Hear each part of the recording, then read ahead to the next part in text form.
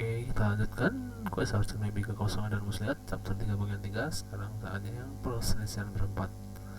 Oke, let's go.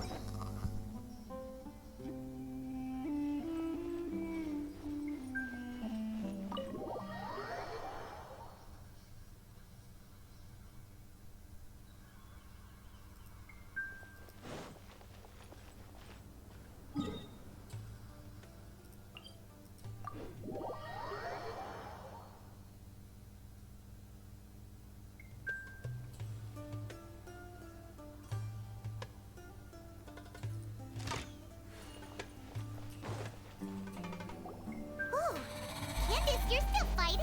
You've been out here dealing with these creatures the entire time? Yes. They just keep coming in waves. I've lost count of how many I've defeated. Before I realized it, even the sandstorm had stopped. Ah! Here comes another wave! Leave this round to us. I got interrupted earlier, but now I have something to take my anger out on.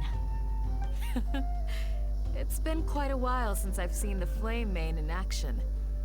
I'll leave these to you then. I'll be sure to put on a good show. Let's go!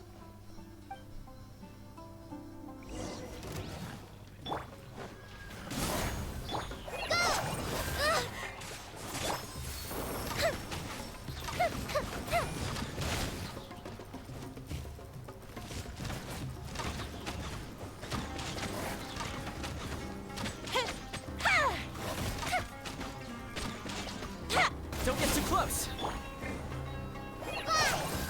Here come the fireworks! Fuse is lit!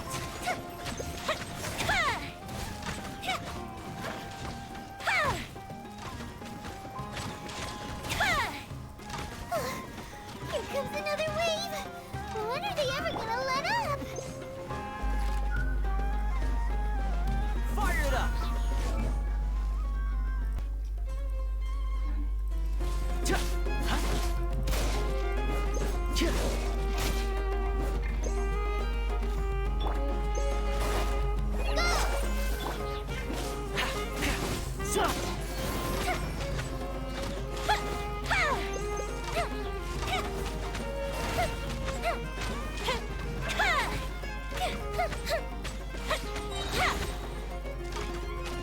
Check this out!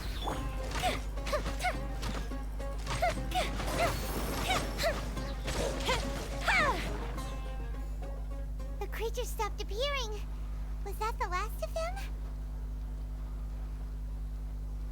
What we fought just now was probably the aftermath of the sandstorm. So we should be safe for the time being. Well fought, everyone. No injuries, I hope. Wih, bintang 4 atau bintang 5 nih. Huh? Who are you? Ah, my apologies. I haven't had a chance to greet you yet. I had my hands full taking care of the village's elderly and children. I am the chief of Aru village. Everyone usually calls me Uncle Anpu. Sir, I am also originally from the desert, but I have not been back for some time now. May I ask if such sandstorms are common? I can't say they've always been common, but recently the storms have become increasingly severe and frequent. Besides sandstorms, we also occasionally get earthquakes. According to an investigator who stayed in the village a while ago, these unusual natural phenomena are related to the withering of Irminsul. Another effect of Irminsul's withering. So, Irminsul's withering causes withering zones in the forest, and sandstorms and earthquakes here in the desert? Everything in the natural world is inextricably connected to Irminsul. These regional symptoms can indeed be a reflection of Irminsul's present state. Everyone in Aru village needs to take good care of themselves. Speaking of which, why haven't I seen a single village keeper since I got here? Village keeper? Who are they? Village guards like Candace? Does your curiosity know no bounds? Village Keeper is how Aru Village refers to mad scholars exiled here by the Academia. Most of them are scholars who lost their sanity after a period of training in the Avidia Forest. The Academia believes that their crazed mutterings may have a negative effect on the psyches of other scholars. So, they're forcibly exiled to the desert. Though if you ask me, it's all a boatload of nonsense.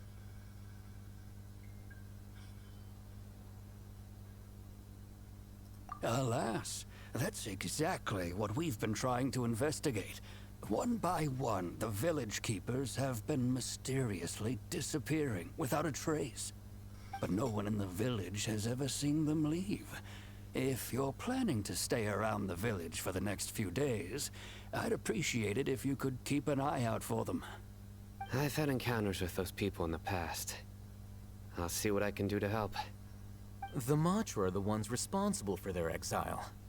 Now that you're no longer with them, are you trying to alleviate your guilt and atone for your past sins? I'm fascinated by how you think. Mock me if you will, but if you are guilty, I will eliminate you, regardless of my position or identity. Oh, you're the former General Mahamatra. You must be an expert in these kinds of investigations. Thank you for your help.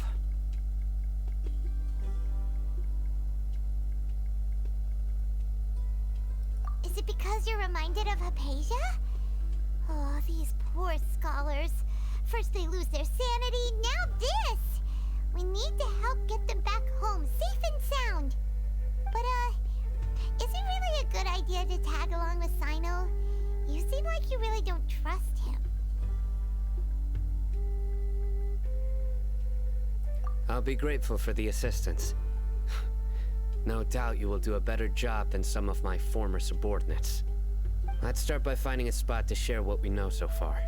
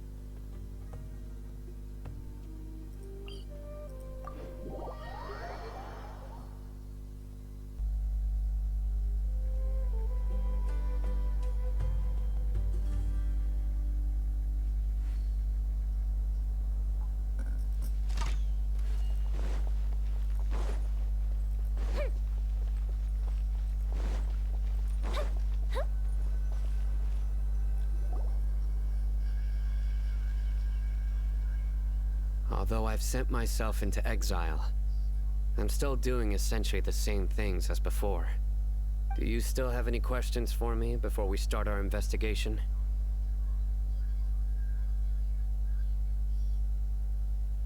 One of my former subordinates told me that this title has its origins in a strange incident.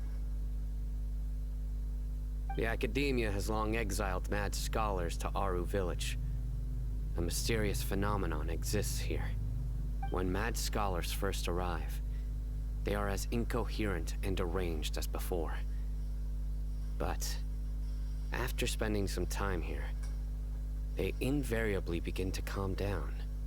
Initially, the people of Aru Village greatly resented having to take in the mad scholars. But a strange incident one night changed that. Aru Village was struck by the strongest earthquake in living memory. Seeing buildings on the verge of collapse all around him, the then chief of the village was preparing to take everyone to safety. Suddenly, he noticed a mad scholar crouching in a corner, caressing the ground with his hands. A soft, green light radiated from him, like a divine glow against the backdrop of night. Despite the powerful tremors that ripped through the ground that night, all the houses remained upright, almost as if they had grown roots reaching deep into the ground. In the end, Not a single building collapsed, and no one was hurt. After that, the people of Aru village treated the mad scholars with greater kindness, and began to refer to them as the village keepers. A soft green light? A mad scholar protecting Aru village? What do you make of it, traveler? Paimon thinks so too. Actually, Sino, do you know if any of the mad scholars continued to wear their Akasha terminals at Aru village? In theory, they would continue wearing them so the academia could still monitor their activities. With that said, the main Akasha system would no longer have any interaction with them. Oh, no wonder! Everything makes sense then! Add in the fact that they calmed down, it was probably Nahida who calmed them. If you are able to draw a conclusion from this one story alone, then it appears you possess much more information than I do. So, what do you make of the story?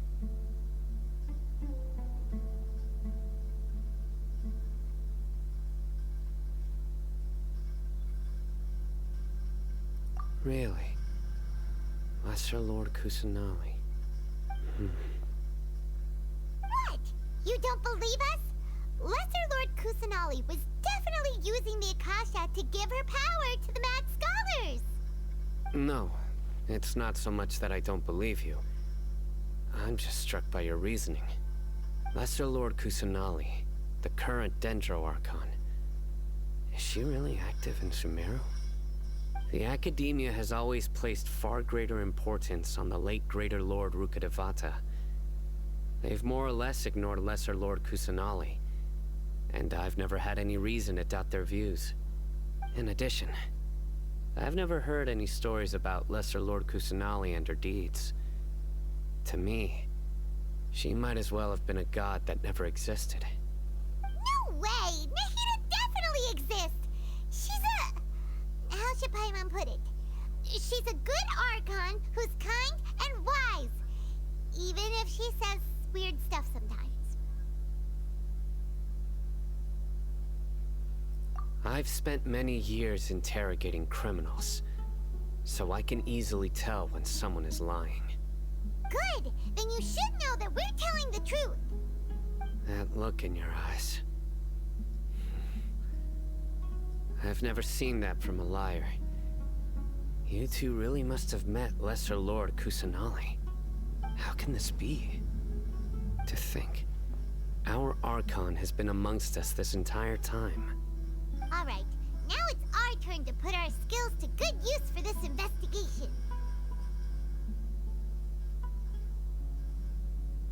But easier said than done, especially since we don't have any leads. Maybe we can start by knocking on some doors. Excuse me, are you here to help me find my grandpa? Huh? Who are you? By the sounds of it, a resident of this village. My name is Isak. You'll help me find my grandpa, right? Is your grandpa a mad scholar? Hey, don't say that. Grandpa is just Grandpa. Why do you have to call him that? It's not like he's a bad person or anything. The person you're referring to is not a local, yet you are. Why do you call him Grandpa? Grandpa is just Grandpa. He's my family. I heard everything you said to the village chief. Please, you gotta take me with you. I want to find my grandpa. I swear I'll help. I won't be a nuisance. Ah, so you're the one who was eavesdropping on us around the village chief's house. I was planning to go out and take care of whoever it was, but I had a vague feeling that they didn't harbor any ill intent. Whoa. Haven wasn't kidding about Matra having sharp senses. Sino, he's just a kid. All he wants is to find his grandpa. Let's find a way to help him. Sorry. I was only listening in because I wanted to know where Grandpa went. Honest, If you don't believe me, you can ask Miss Candace.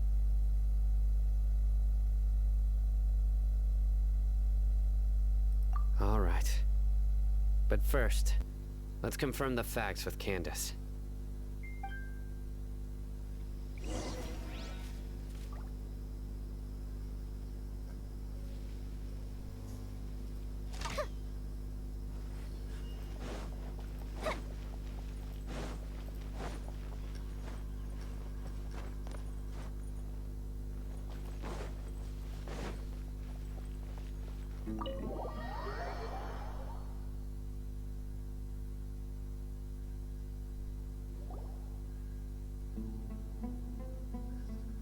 Sino is super vigilant. Is this what all the Matra are like? Ah, you're back already.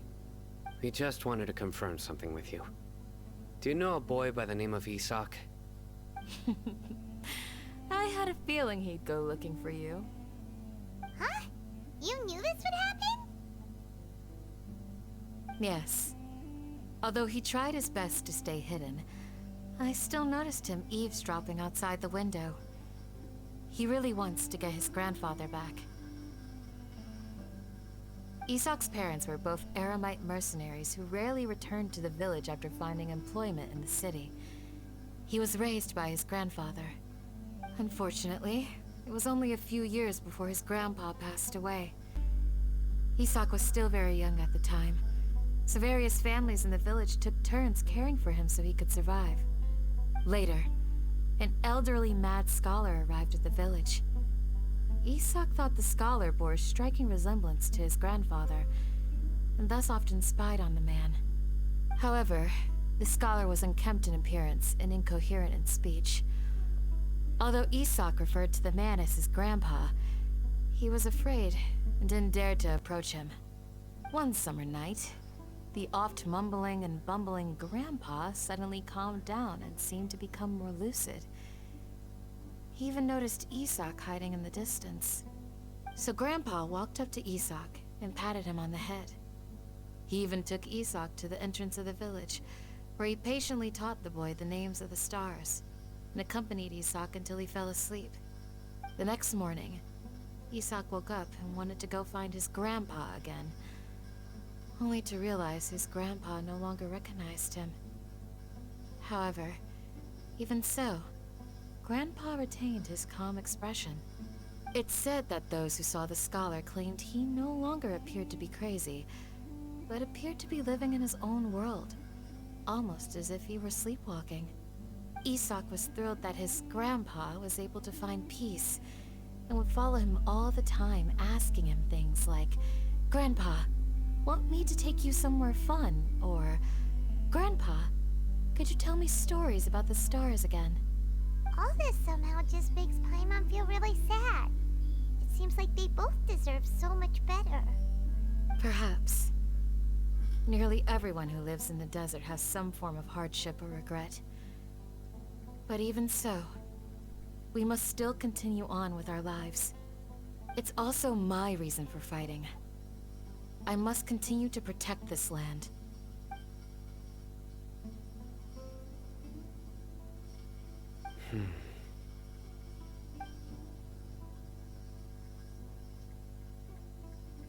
Maybe the people have always had a considerate god watching over them.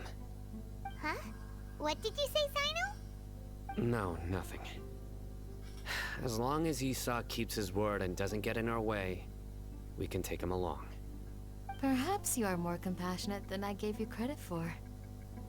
Please accept my thanks on Isak's behalf, Sino.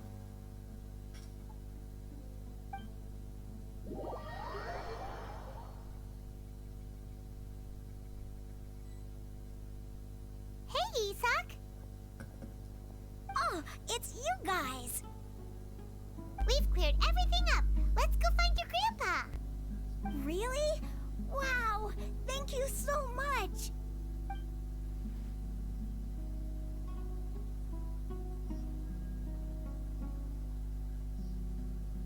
Yeah! Alright. Let's ask the local residents some questions first.